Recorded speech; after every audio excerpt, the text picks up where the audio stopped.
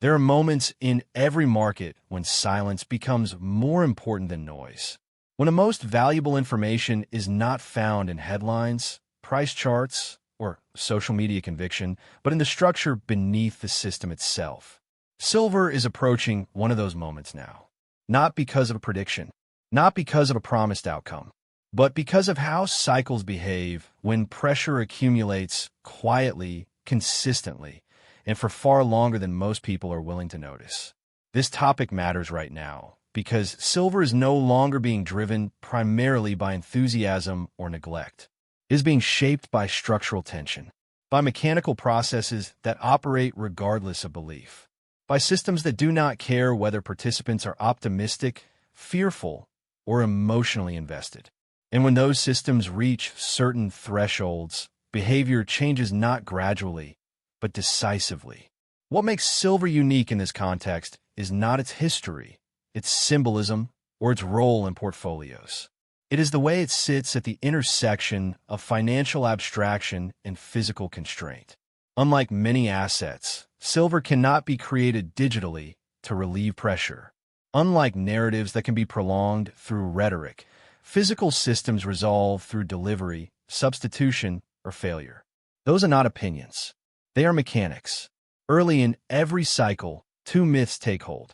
The first is the belief that the correct approach is simply to hold forever. That patience alone is a strategy. That loyalty to an asset is equivalent to discipline. History does not support this idea. Assets do not reward belief. They reward timing within cycles. Holding without a framework is not conviction, it is exposure. The second myth is more subtle and more dangerous. The idea that this time is different, that the usual pressures will not apply, that systems have somehow evolved beyond constraint. This myth appears in every cycle, often spoken by intelligent people using sophisticated language. Yet the outcome is always the same. Systems governed by leverage, delivery obligations, and inventory limits do not escape their design. They merely delay resolution until it becomes unavoidable. This documentary does not argue that silver must do anything. It does not promise outcomes. It does not claim certainty. Instead, it reframes the discussion away from price and toward process, away from excitement and toward structure, away from belief and toward understanding. What matters is not where silver goes, but how the system behaves as stress accumulates. What matters is not enthusiasm, but sequencing. Markets do not move randomly. They move through phases. And those phases leave signals, not in headlines, but in behavior, in settlement preferences, in inventory management, in risk transfer, in who begins to seek flexibility and who begins to lose it. The idea of 3 critical triggers is not about forecasting specific moments. It is about recognizing 3 types of pressure that appear in every constrained market before resolution occurs. These triggers are not alarms. They are thresholds. They do not shout. They whisper. And most people only hear them after the fact. This is why calm matters now. Not excitement. Not fear. Calm observation. Because the most costly mistakes in markets are not made during panic. They are made during confidence, when narratives feel comfortable, when positions feel justified, and when exits feel like betrayal. This film is structured to do one thing: replace narrative certainty with structural clarity, to show how the silver market actually functions beneath the surface, to explain how psychology shifts as cycles mature, to identify warning frameworks without pretending to know outcomes, and to make one idea intellectually acceptable again, that preparing to exit a cycle is not disloyal, it is disciplined. By the end of this documentary, you will not be told what silver will do. You will not be given targets or timelines. Instead, you will understand how constrained markets signal stress, how participants behave as flexibility disappears, and how those who survive cycles think in phases rather than promises. This is not about being early, or late, or right. It is about being prepared, how the system actually works. To understand silver, one must first separate the idea of silver from the system that trades it. Most participants interact with abstractions, contracts, representations, symbols. These abstractions create the illusion of liquidity and control. But beneath them lies a structure built on obligations, promises to deliver, promises to accept, promises to substitute, and promises to settle. In normal conditions, these promises are rolled forward, deferred, netted, rarely tested. The system functions smoothly not because it is strong, but because stress remains below visible thresholds. Most cycles end not because belief disappears, but because optionality does. Silver exists in two worlds simultaneously, the financial and the physical. The financial world is flexible. Positions can be extended. Exposure can be restructured. The physical world is not. Metal must be refined, transported, allocated, and delivered. When financial demand overwhelms physical flexibility, the system adapts in subtle ways. It discourages certain behaviors. It incentivizes others. These adaptations are the earliest signals of stress. Importantly, none of this requires malicious intent. Systems respond mechanically. When inventories tighten, settlement preferences change. When delivery becomes inconvenient, alternatives become attractive. These shifts are not announcements. They are symptoms. The psychology of a cycle.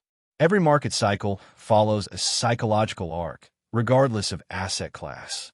It begins with neglect, then curiosity, then conviction, finally certainty. The danger lies not at the beginning, but near the end when participation feels justified rather than speculative. In early stages, only specialists pay attention. Liquidity is abundant relative to demand. Risk is underappreciated. As awareness grows, narratives emerge to explain why attention is increasing. These narratives are often reasonable, even accurate. The problem arises when narratives harden into beliefs. As cycles mature, participants stop asking what could go wrong and start asking how much further. At this point, positioning becomes crowded not in numbers, but in mindset. Diversity of thought declines. Exits become socially discouraged. Selling becomes associated with ignorance rather than discipline. This is the stage where systems quietly prepare for resolution. Triggers without predictions. The term trigger is often misunderstood. It does not mean a single event that causes collapse or surge. It refers to a threshold beyond which behavior must change. In constrained markets, there are always multiple such thresholds. Some relate to settlement, some to inventory, some to participant composition. The first category of trigger involves flexibility. When participants begin to prefer alternatives to fulfillment, when optionality becomes valuable, it signals that the system is conserving resources. The second involves divergence. When related markets stop aligning cleanly, it suggests strain in arbitrage mechanisms. Divergence is not failure, it is friction. The third involves psychology. When narratives shift from explanation to justification, when complexity is used to dismiss risk rather than understand it, the cycle is entering its final behavioral phase. None of these triggers predict outcome. They indicate proximity to resolution. Who benefits? Who gets trapped? In early phases, risk-takers benefit. They provide liquidity when it is abundant. In middle phases, institutions benefit. They structure exposure, manage flow, and extract efficiency. In late phases, only those with flexibility benefit. Those who get trapped are not the uninformed. They are the overcommitted. Participants whose identity becomes tied to an outcome. Who confuse participation with intelligence. Who mistake conviction for immunity. Systems do not punish belief. They simply ignore it. History is behavior, not blueprint. Historical parallels are useful only insofar as they reveal behavior, not outcomes, not magnitudes. In every constrained commodity cycle, the same patterns appear: denial of limits, over-reliance on abstraction, delayed recognition of stress, and sudden shifts in settlement preference. The specifics differ. The psychology does not. Facts versus narratives. Facts are mechanical. Narratives are interpretive.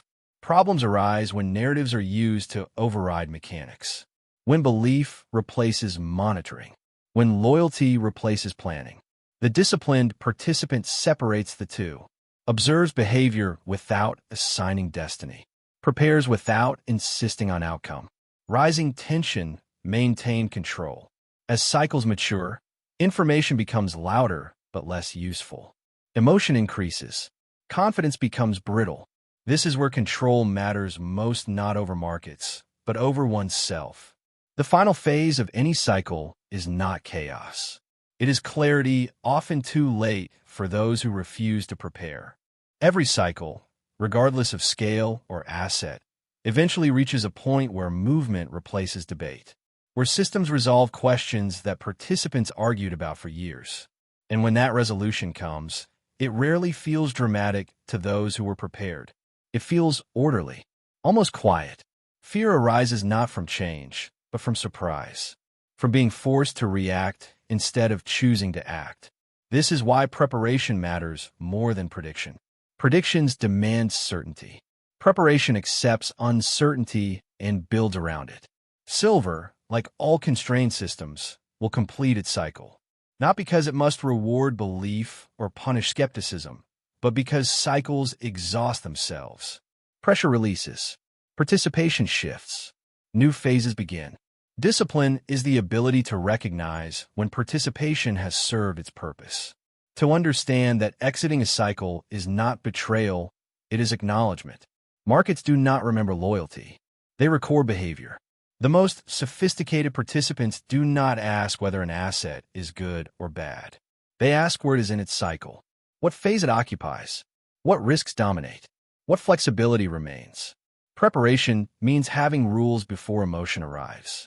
It means understanding that every cycle has an end, and that the end is not failure, it is transition. Those who navigate cycles well do not seek certainty. They seek alignment between structure, behavior, and risk tolerance. They know that clarity does not come from being right, but from being ready. When this cycle resolves, many will say it was obvious in hindsight. It always is. The difference lies in whether hindsight was required. Understanding cycles does not make one fearless. It makes fear manageable. It transforms reaction into response. And that is the quiet advantage of preparation. When a moment comes, you do not need conviction. You already have a plan.